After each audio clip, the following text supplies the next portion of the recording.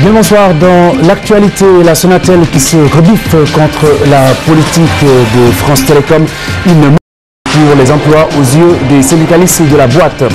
Suppression d'agences chargées de l'emploi des jeunes. Le regroupement des diplômés chômeurs se réjouit de la décision du chef de l'État. Ses membres ont concocté un plan stratégique pour l'emploi. Le document sera soumis aux autorités.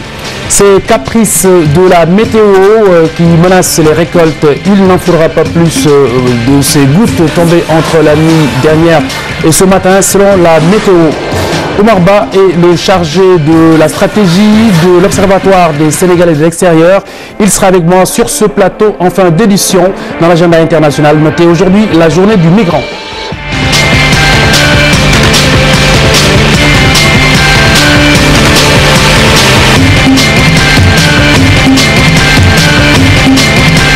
Karim Wade n'aura commis que le délit d'être fils de président. Assertion de maître Abdoulaye Wade qui juge que son fils est innocent. Des propos qui ont fait bien entendu la une des publications du jour. La TFM vous propose les toutes premières images du troisième président de la République du Sénégal depuis qu'il a quitté le pays. C'était à Abidjan alors qu'il prenait part à une conférence. Écoutez-le. Ce qui lui arrive, c'est d'avoir commis le délit d'être fils d'un président en Afrique. C'est un délit, vous savez. La preuve, c'est qu'il est en prison. Mais il comprend ça très bien. La politique, c'est l'injustice, c'est la force. Et il supporte bien la prison, comme moi-même je l'ai supporté. Mais la justice sera dite un jour il sera déclaré innocent, je vous le promets, parce qu'il n'a rien fait. Il y a une campagne internationale d'accusation. Comment ça se fait, quelqu'un qui est en prison depuis 8 mois, on ne peut pas vous dire il a fait ça. Non, il devrait prendre la radio, la télévision, montrer les preuves, voilà, telle banque on a trouvé tant d'argent, etc., etc. Accusé d'avoir détourné 700 milliards de francs CFA, on va au moins trouver une banque où il a mis de l'argent. La seule banque où on a trouvé de l'argent, c'est l'argent que je lui ai donné. C'est mon argent. Et je vais le récupérer. Parce que je fais un procès à Monaco pour récupérer mon argent. Voilà ces images exclusives de maître Abdoulaye Wade depuis qu'il a quitté la tête du Sénégal. Son prédécesseur est attendu dans notre capitale dans quelques petites minutes. Abdou Diouf au Sénégal dans le cadre d'une visite familiale, mais également pour les fêtes de fin d'année. Dernière nouvelle en date, je le rappelle, à propos du deuxième président de la République du Sénégal. Un malaise lors de la dernière rencontre des chefs d'État africains et de la France. C'était à Paris. La politique de France Télécom est hostile aux emplois des travailleurs de la Sonatel. C'est le sentiment des syndicalistes de la boîte. Ils ont invité la presse ce matin pour alerter l'opinion, mais également les dirigeants sénégalais. Mardieng Maimouna Ndiaye. Ces travailleurs de la Sonatel ne veulent plus laisser faire France Télécom. Ils dénoncent ce qu'ils appellent une externalisation dans la gestion du réseau. Ils ont lancé des projets. Le grand projet s'appelle ANO. ANO qui veut dire AMEA Network Optimization. Et ce grand projet s'appuie sur trois projets. Taverco, qui signifie compagnie de tour. Genok, qui dit centralisation des réseaux. Et l'outsourcing, qui veut dire externalisation des réseaux Sonatel. Donc tout ça, nous avons un dénominateur commun, l'externalisation de l'activité télécom du groupe Sonatel. Et ça, c'est inadmissible parce que la Sonatel, par rapport au décret 97-715, portant convention de concession et cahier des charges, s'est engagée à faire des télécommunications. Donc il n'est pas question que la Sonatel se défait de ses activités. Cette dépendance technique menacerait des emplois, une véritable perte dans le secteur privé sénégalais. Nous lançons un appel au conseil d'administration d'élever notre directeur général au rang de PDG. Actuellement, on a l'impression qu'il subit une forte pression de Orange, de France Télécom Orange. Ce qu'on faisait ici au Sénégal, on le fait maintenant en Côte d'Ivoire. C'est ça. Ou bien on installe une entreprise étrangère, une multinationale, et on fait transiter les activités vers cette entreprise-là. Et alors que nous avons en interne une expertise, des techniciens et des ingénieurs qui ne savent que faire cela. Au nom de quoi maintenant on doit confier ces activités à une autre entreprise, alors que nous savons le faire. Dans leur combat, le syndicat demande la mobilisation des populations et des partenaires sociaux. Déjà, on a déposé une plateforme revendicative. Ça fait une semaine. Et on a demandé à la direction générale et à France Télécom d'arrêter les projets en cours. On a demandé aussi à la direction générale de recruter les intérimaires qui sont à la Sonatel. C'est inadmissible. Nous sommes une entreprise RSE. Nous devons donner l'exemple au Sénégal. Il est inadmissible aujourd'hui de sacrifier des générations, ces jeunes diplômés qui viennent dans notre entreprise et qui finalement se retrouvent avec des emplois indécents à la limite. Ces travailleurs comptent poursuivre leur combat jusqu'à satisfaction de leurs revendications. D'ailleurs, ils lancent un appel à l'État pour l'exonération d'une grande partie de son budget.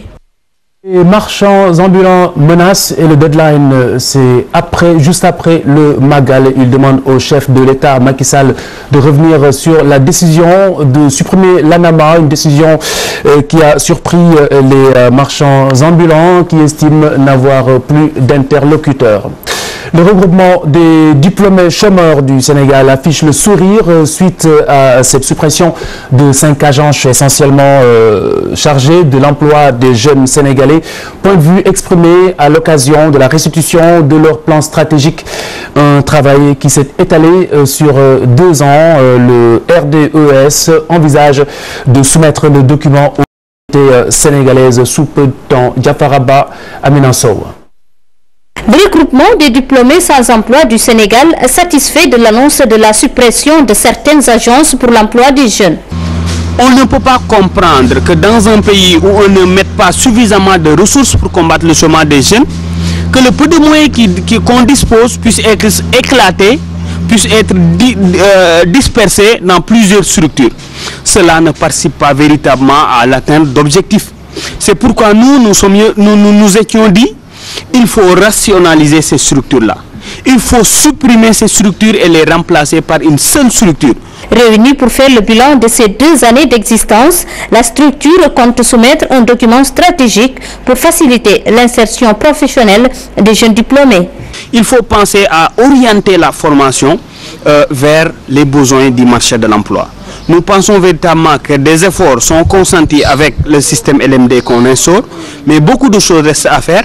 Nous, aujourd'hui, nous nous sommes fixés pour objectif, d'ici 2016, de réunir tous les partenaires, à savoir les universités, les syndicats, l'État du Sénégal, les partenaires au développement et les diplômés sans emploi autour d'une table pour essayer de voir qu'est-ce qu'on peut faire pour une refonte totale donc, de ce système éducatif. Dans ce projet, les diplômés sans emploi sont soutenus par le ministère de l'Emploi et de la Jeunesse. Voilà, la semaine dernière, M. le ministre a lancé le programme Accueil Emploi, qui est un dispositif d'écoute, d'information, mais également d'orientation des jeunes demandeurs d'emploi, notamment les jeunes diplômés. Le regroupement des diplômés sans emploi du Sénégal demande par ailleurs à l'État du Sénégal de décentraliser les services du pôle qui regroupera les agents supprimés. Chômage des jeunes dans l'agenda post-2015, c'est le thème retenu pour le 4e sommet panafricain des jeunes leaders. Ce sera du 14 au 17 janvier 2014. Le VIH-Sida, mais également les nouvelles technologies de l'information et de la communication feront l'objet d'échanges à cette occasion. Le comité directeur a fait le point de l'état d'avancement des préparatifs de cet événement. Les jeunes ont non seulement pris leur destin en main, mais ils sont en train d'engranger un système qui va permettre le développement de notre continent. Notre rôle en tant que système des Nations Unies, c'est de donner l'espace à cette jeunesse africaine pour qu'elle puisse trouver les solutions nécessaires à la problématique de l'emploi. Parce que le chômage des jeunes est comme une bombe à retardement. Et il faudra la désamorcer très rapidement avant qu'elle ne crée des dégâts à travers notre continent. La sélection des jeunes qui participent à ce sommet a été faite par le système des Nations Unies, en consultation avec les autorités nationales. Nous allons avoir 2 jeunes qui vont venir de chacun des 54 pays d'Afrique, un jeune homme, une jeune femme. Là aussi, c'est très important de mettre l'accent sur cet équilibre, l'équilibre du genre, l'équilibre... Le cancer du col de l'utérus, le taux de prévalence risque de monter en flèche si l'on y prend garde. Le docteur Kassé, qui l'indique, avance qu'il pourrait atteindre 27% très bientôt, d'où la nécessité à ses yeux d'élaborer un programme de lutte, mais un programme efficace. Le docteur Abdelaziz Kassé était au centre de la présentation aujourd'hui, cet après-midi précisément, des résultats des activités du centre de dépistage de Yeumbeul. Théoriquement, si nous continuons à faire ce que nous faisons actuellement, le cancer ne baissera pas, il va augmenter de 27% chaque fois. Les solutions simplistes peuvent paraître confortables, mais elles ne sont pas toujours réalistes. Il faut un programme national de lutte contre le cancer en général, et il faut un programme national de lutte contre le cancer du col en particulier. Ce programme doit prendre en compte les différents aspects. Il faut informer les populations. Il faut former les acteurs. Il faut compter les cas. Il faut créer la structure de traitement. Il faut équiper ces structures de traitement. Et bien sûr, quand on découvre des malades, il faut les traiter. Et bien sûr, ceux qu'on ne peut pas traiter, il faut leur permettre de mourir dignement. Et puis cette menace qui plane sur les récoltes suite à la pluie entre hier soir et ce matin. L'Agence nationale de l'aviation civile et de la météorologie a relevé jusqu'à 30 mm à Keur-Mommarsar. Le secrétaire général de l'ANACIM rassure cependant le monde rural. Les agriculteurs seront prévenus dans les meilleurs délais si une nouvelle menace s'annonçait. Écoutez-le. Il a effectivement plu pratiquement sur une partie du pays, l'ouest et la façade occidentale, donc le littoral. Il a plu à Dakar au cours de la nuit 8 mm, il a beaucoup plu à Louga 10 mm et à Keur-Mommarsar 30 mm, à Pal 28 mm. Donc la partie nord-est du pays a recueilli d'importantes quantités de pluie. Caisse, il a aussi plus de 2 mm, il a aussi plu à Ranérou, à Linguère, jusqu'en Casamance. Donc c'est pratiquement un amas nuageux qui a intéressé la façade occidentale du pays.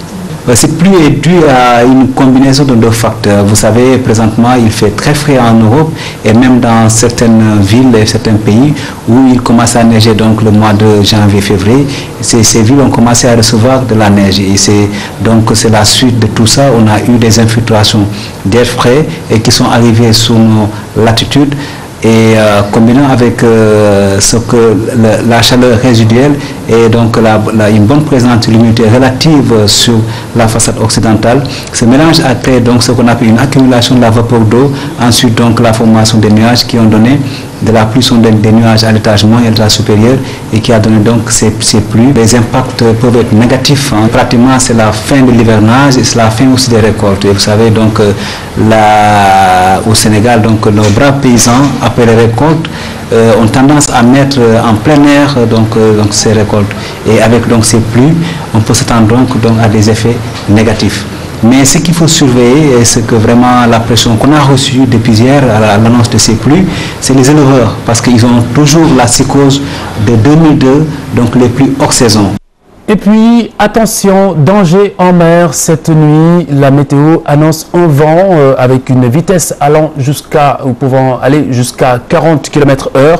Donc pour les pêcheurs, si vous le pouvez, rangez les palingrottes et les filets au moins pour ce soir. Concernant donc en mer, vous savez, nous, par rapport à ces situations, ça fait 2 jours que nous sommes en train de suivre ce qui se passe en mer.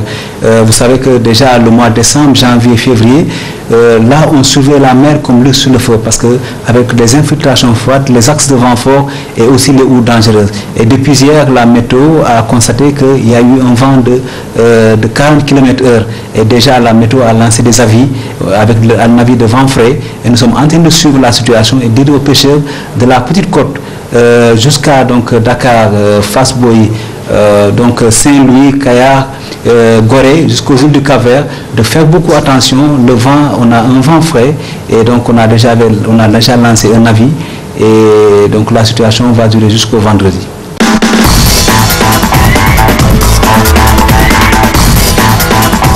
Bonsoir. Bonsoir Khalifa. La page de sport, basket d'abord ce soir. Effectivement, avec le comité de normalisation, le CNBS qui s'accorde avec les présidents de clubs. Ces derniers seront réversés dans les comités régionaux, ou intégrés plutôt, démembrement donc ces comités régionaux de la structure CNBS. L'information est donnée par Léopold Germain Senghor, secrétaire général de ce comité de normalisation. Par ailleurs, notez que le démarrage de la saison de basket est prévu pour le 25 janvier prochain. Plus de détails et de précisions avec Cher Sadi Boudiara.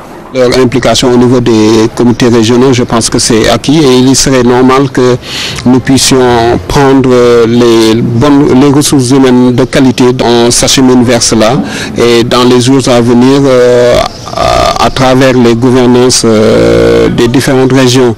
Et nous pensons qu'avec leur appui, leur implication dans notre travail, on pourrait amener à régler presque tous les problèmes dans un délai raisonnable.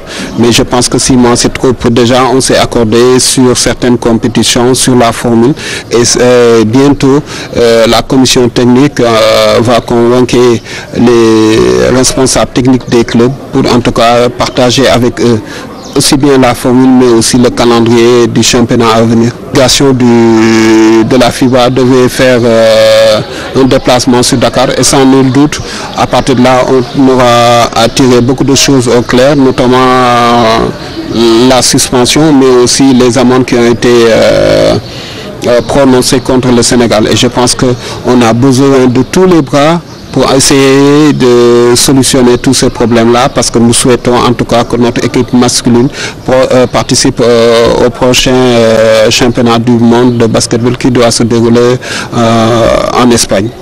On parle à présent de football avec la préparation des éliminatoires de la CAN féminine 2014. Notez que 24 Lyonnes sont convoqués et participent depuis donc aujourd'hui à un stage et ce jusqu'au 24 décembre prochain. Elles doivent préparer 2 matchs amicaux prévus en Algérie les 7 et 10 janvier 2014 en compétition officielle. Les Lyonnes doivent rencontrer la Guinée-Bissau le 13 février 2014. On parle de football, mais cette fois-ci chez les hommes. Les 2 dernières rencontres de Ligue 1 se sont achevées sur des scores de parité, 1 but partout entre le Giraffe et le Duc. Un résultat mitigé, mais satisfaisant pour Karim Mané, qui se souvient que l'année dernière, son équipe a failli être reléguée du côté des Verts et Blancs. Ces premières rencontres sont l'occasion d'apporter des rectificatifs. Karim Mané, entraîneur du Duc, et Abdoulaye Sarr du Giraffe au micro de Chertigan John. On fait la relégation et qu'on revient, on doit avoir des ambitions mesurées. Maintenant, par rapport à l'évolution des choses, on va se fixer des objectifs. Mais nous ne craignons personne et nous allons défendre clairement notre chance. Que les premières occasions sont en tout cas en faveur du Giraffe. Mais en football, il faut mettre le but. Le but peut booster l'équipe et remonter le moral de la troupe. C'est ce qu'on n'a pas fait. Donc je crois que les joueurs ont douté. Mais à la mi-temps, avec les collectifs, on leur a dit que l'équipe était en place. Il faut continuer à croire en notre jeu et à se créer des occasions. Ce qu'on a fait. Mais il faut voir aussi que les équipes, ou le Duc aujourd'hui aussi, derrière, avec une défense assez renforcée. Football toujours avec le mouvement populaire Nawetan sur la petite côte à l'occasion de la finale de l'Opcave. C'est l'ASC Kayafi qui a remporté la finale, occasion pour les ASC de la localité de se faire de recevoir des jeux de maillot. Chertigan John, Yaya Diallo. L'ASC Kayafi championne des Navetan de Mbour aussi bien en catégorie junior et senior. Chez les seniors, Kayafi bat Tiossé Ouest par la marque d'un but à 0, une réalisation d'Ibrahima Sori Keita à la 62e minute. Oui, on a joué un match, le premier mi-temps c'était kiff-kiff quoi. Il y avait tous les 2 équipes, ils ont bien joué, mais le deuxième mi-temps on a lâché un peu. l'ASC Kayafi a exploité cette. C'est le jeu, on a gagné, sincèrement parlé, on a du mérite. C'est la 4e finale pour notre ASC. On vient de remporter cette finale-là. Et on va essayer de défendre dignement notre département pour gérer la Coupe régionale, pour aller en phase nationale. Cette finale a été une fête pour la jeunesse de Mbour avec des récompenses et soutiens reçus par les ASC. La jeunesse de Mbour s'est mobilisée. L'ODCAV a réussi une excellente organisation qui a réuni tous les fils de Mbour et toutes les filles de Mbour. Et nous ferons tout ce qui est en notre pouvoir pour satisfaire les doléances de la jeunesse. Sur le plan sportif, le stade Caroline Faye de la Petite Côte a refusé du monde lors de la finale de l'ODCAV de Mbour. C'est la démonstration de la vitalité du football à Mbour avec 3 clubs parmi l'élite. Encore un geste noble de Papis Demba Cissé après avoir financé la construction d'une mosquée à Sédhiou durant l'été. L'attaquant sénégalais de Newcastle vient de mettre à disposition d'une centaine d'étudiants sénégalais des bourses d'études pour un perfectionnement en anglais au British College de Dakar. Une information de l'agence de presse sénégalaise. Emmanuel Eboué et Didier Drogba ne seront pas finalement sanctionnés pour avoir arboré un t-shirt en hommage à Nelson Mandela suite à sa disparition le 5 décembre dernier. Aucun écart aux règles n'a été établi, a indiqué la commission de discipline de la Fédération turque de football. Le ministre turc des Sports avait d'ailleurs sévèrement critiqué cette décision de la TFF de renvoyer les 2 internationaux ivoiriens devant la commission de discipline, parlant d'une mauvaise image de la Turquie à l'étranger. On termine avec le mondial des clubs. Demi-finale ce soir, le Raja de Casablanca fait face à l'équipe brésilienne d'Atlético Mineiro de Ronaldinho. Le vainqueur va affronter en finale le Bayern de Munich qui s'est largement imposé devant le Guangzhou Evergrande de Chine, score 3-0. Voilà Khalifa pour l'essentiel de l'actualité sportive. Merci Mme Fatoudoy. Un restaurant qui tourne dans les locaux de la maison de la presse alors que le bâtiment n'a pas encore été livré officiellement. Le Synpics et les éditeurs de presse désorientés face à ce tableau. De la presse dénonce la gestion de l'infrastructure qui exclut les principaux acteurs. Mohamed Dieng et Ibrahim Kamara. La gestion de la maison de la presse suscite l'ire des éditeurs de presse et syndicalistes des médias. Un restaurant aménagé sur les lieux serait l'un des points de contestation. Hier, le CEDEPS a eu une réunion au cours de laquelle nous avons reçu l'information qu'un restaurant a commencé à être exploité au niveau du site de la maison de la presse. Ça nous a surpris et étonnés. Parce qu'à ce que l'on sache, les organes qui doivent diriger la maison de la presse ne sont pas mis en place. Donc on se demande qui a autorité pour aller donner la gérance du restaurant de la maison de la presse à un exploitant.